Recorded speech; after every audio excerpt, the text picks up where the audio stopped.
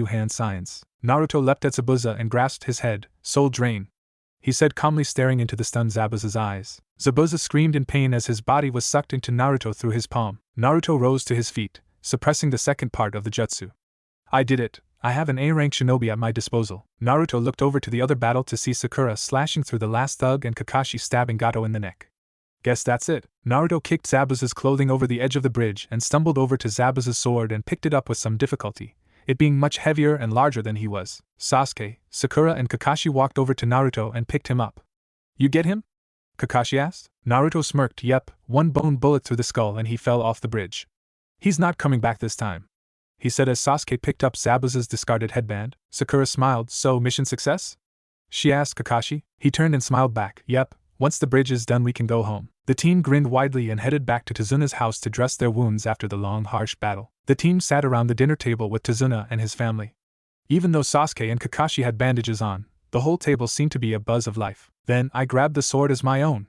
I think I deserve this prize. After all, he was a jonin, Naruto said, finishing his retelling of the fight from his point of view. Inari looked on in awe at the ninja. Did you guys really do all that? Is Gato really gone?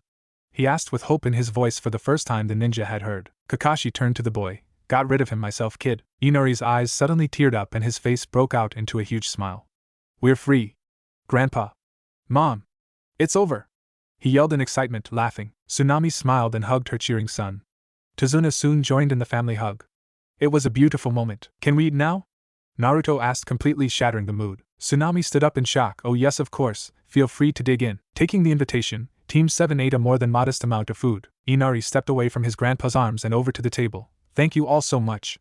You guys really saved the whole village. Sasuke smirked and said, It's nothing, we were just doing our job. Tzuna walked up and put his hands on Sasuke's shoulders. It doesn't matter. You guys stepped beyond what I had asked you to do, thank you for everything, he said with a deep bow towards the ninja. Kakashi laughed and placed a comforting hand on Tzuna's shoulder. We thank you for letting us stay with you, and we accept your thanks as well.